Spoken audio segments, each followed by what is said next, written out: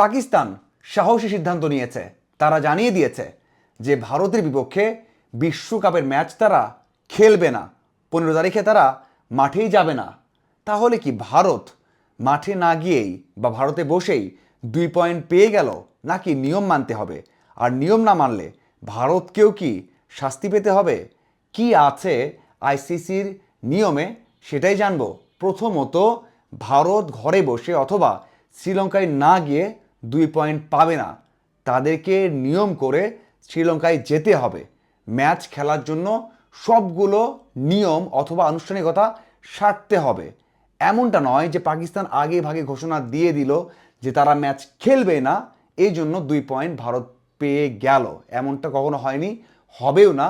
ICC যেই কাঠামো আছে, গঠনতন্ত্র আছে, সেখানেই বলা আছে যে ভারতকে অবশ্যই শ্রীলঙ্কায় যেতে হবে। আমরা সবাই জানি যে একমাত্র ভারত এই ম্যাচ খেলার জন্যই শ্রীলঙ্কায় যাবে।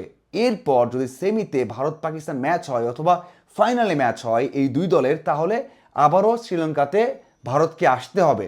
আর যদি কখনোই দেখা না হয় এই বিশ্বকাপে, তাহলে আর তাদেরকে শ্রীলঙ্কায় যেতে হবে না। ফাইনাল হবে ভারতে এবং সেখানেই তাদের সব ম্যাচ খেলবে। তার মানে একমাত্র পাকিস্তানের জন্যই তাদেরকে যেতে হবে শ্রীলঙ্কাতে। আর সেই পাকিস্তান যখন ভারতের বিপক্ষে ম্যাচ খেলবে না, তখন তো তাদের শ্রীলঙ্কা না গেলেই চলে, বা শ্রীলঙ্কায় না গেলেও তো হয়। কিন্তু না, আইসিসির নিয়ম বলছে যে ভারতকে অবশ্যই যেতে হবে। যে নিয়ম আছে আইসিসির গঠনতন্ত্রে সেভাবেই যেতে হবে এবং তাদেরকে ম্যাচের আগের দিন যে সংবাদ সম্মেলন আছে সেটাও করতে হবে। নিয়ম করে ওই সংবাদ সম্মেলন করতে হবে। আইসিসির নিয়ম মানে একটা ম্যাচে যা যা হয় সেই সব কিছুই তাদেরকে করতে হবে। ম্যাচের আগের দিন কাজ সব শেষ করার পরে ম্যাচের দিন নির্দিষ্ট সময়ে তাদেরকে মাঠে যেতে হবে এবং মাঠে যাওয়ার পর অপেক্ষা করতে হবে আম্পায়ার অথবা ম্যাচ অফিসিয়ালদের চূড়ান্ত সিদ্ধান্ত না আসা পর্যন্ত। এমন নয় যে মাঠে গেলাম, যাওয়ার পরেই সিদ্ধান্ত হয়ে গেল যে 2 পয়েন্ট পেয়ে গেল ভারত, এমনটা কখনোই হবে না। নিয়ম করে অপেক্ষা করতে হবে পাকিস্তানের জন্য, তারা আসে কি আসে না। তারা যখন আসবে না, নির্দিষ্ট সময় পর ম্যাচ অফিসিয়ালটা বলে দেবে যে 2 পয়েন্ট পেয়ে গেছে ভারত, তারা এই ম্যাচ জিতে গেছে, পাকিস্তান মাঠে আসেনি। এই কাজটা তাদের করতে হবে। ম্যাচ খেলার জন্য পুরো আনুষ্ঠানিকতা নিয়ে তাদের যেতে হবে শ্রীলঙ্কাতে। এখন বিষয় হচ্ছে যাবে কিনা।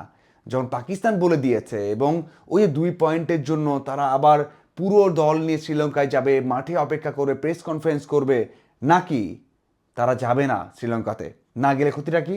না গেলে খুব বেশি ক্ষতি তেমনটা নয়। ভারত যেই গ্রুপে পড়েছে বাকি দুই দলকে তো সহজে হারিয়ে দেবে এবং বড় ব্যবধানে হারিয়ে দিবে।